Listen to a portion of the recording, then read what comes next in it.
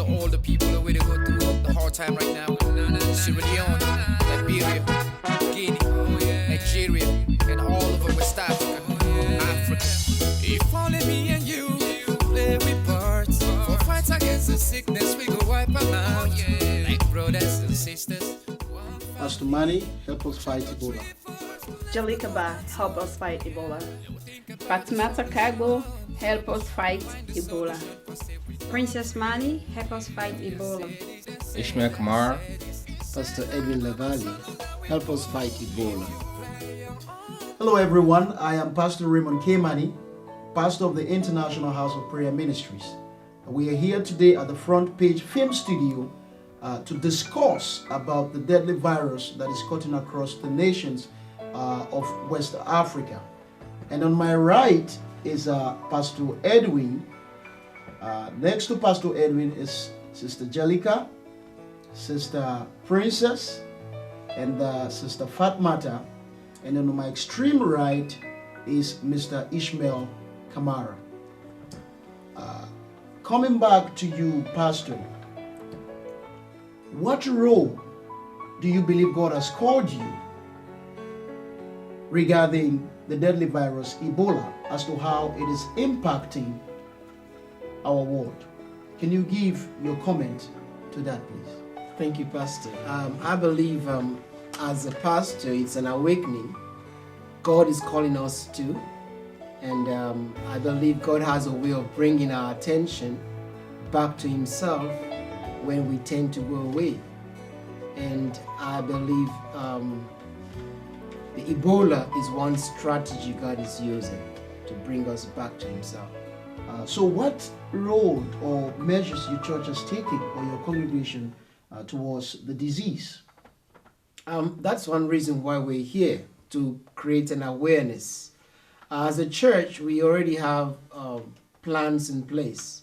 We already have set up dates. December 5th will be a day of fasting and prayer, asking God for mercy and mitigation. December 6th is another day we have set aside with a candlelight vigil in the evening. And then Sunday, we're going to have a memorial service that we asking other groups to join us together to, just seek the face of God and ask for mercy. Thank you very much, Pastor Edwin. To my next right is Jalika, Sister Jalika. We all know the anxiety that is surrounded by the deadly virus. And my question is, what measures should the international community take in dealing with the anxiety that is surrounded by the deadly virus, not only in the United States, but outside the United States? Can you give your comment, Sister Jalika? Thank you so much, Pastor Manny. Firstly, we need to, when I say we, international community, everybody out there, we need to go back to the source, where it's stemming from. It needs to be tackled at the source, because when things are being handled at the source, greater results is being obtained. Secondly, it boiled down really to the media. The media can make or break, as we all know. It's a very powerful source. It's a very effective force. So media can cause a whole lot of anxiety. The media can reduce the anxiety and put people at ease. So therefore, the way the media is reporting the Ebola crisis is really, really important. It's very essential that education, that the way they portray the disease.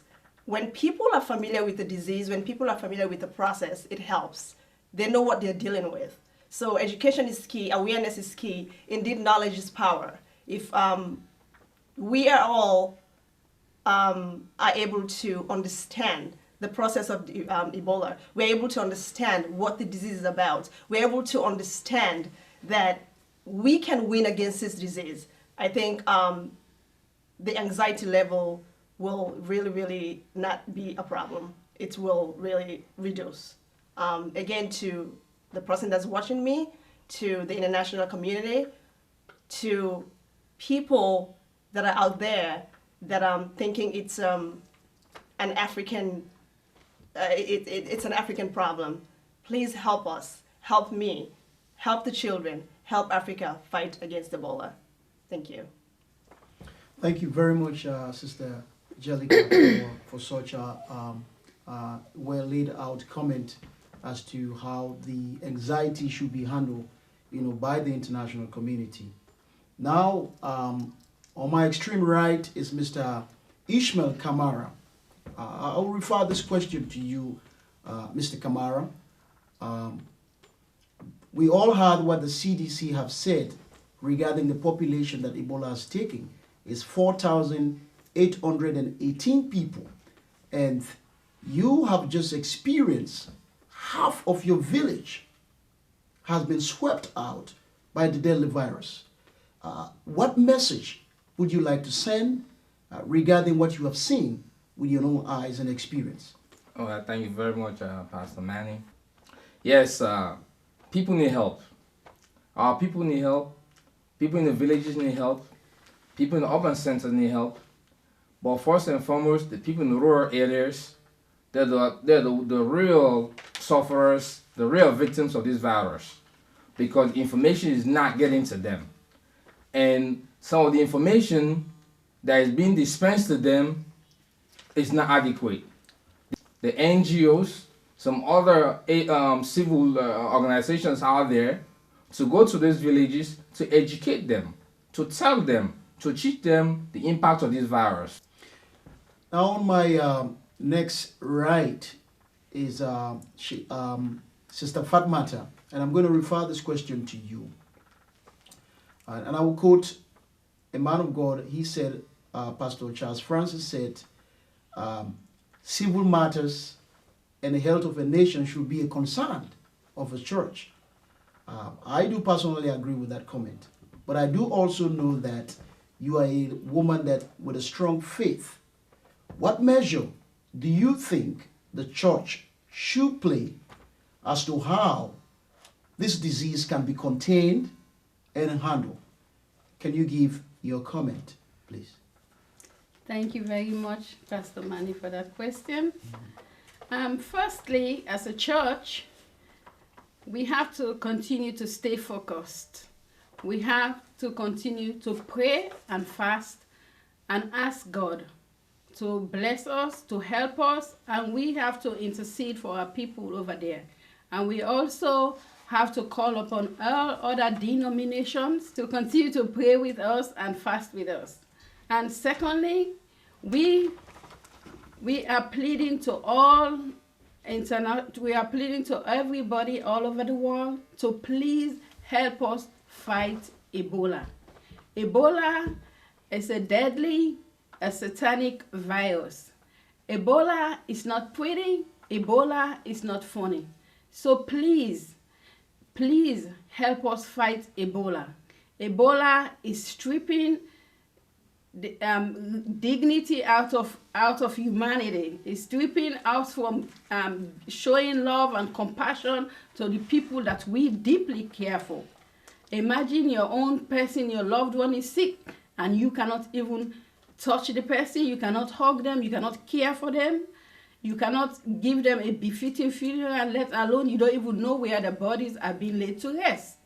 So that is why we all need to stand up together and do as much as we can to help fight against Ebola. Please. Thank you very much, Sister Fatmata. And my next question will go to Sister Princess. What are some of the biggest challenges that the deadly virus is creating within the sub-region, and that is Guinea, Liberia, and Sierra Leone? Can you give us your comment? What is the biggest challenge that the deadly virus is creating within the sub-region? Thank you, Pastor Manny. Well, this deadly disease is actually causing a human barrier. Our culture actually, we try to go out there, mingle with people. We cannot do that anymore. We used to shake hands, we used to hug. That's the way of showing kindness to other people. But because of this deadly disease, that is not happening anymore. There's a human barrier in the countries. Liberia, Sierra Leone, Guinea, kids are not going to school because of the deadly disease. So, I mean, they isolate people for 21 days. You cannot come in contact with your loved ones. So we are pleading out there so that you guys can help us fight against Ebola. Thank you, everyone. As you've heard from the panelists, we are here, and basically we are sending out a message to the international community, to celebrities out there, to non-profit organizations, all the agencies that are out there. We need your help. We're here to pass on this message, not only to create the awareness that Ebola is real, but we're here to make an appeal to the international community. We need your help. Monetary donations or any donations, you will find the information on this video. Once more, we are from the International House of Prayer. Help us fight Ebola. Thank you. Oh.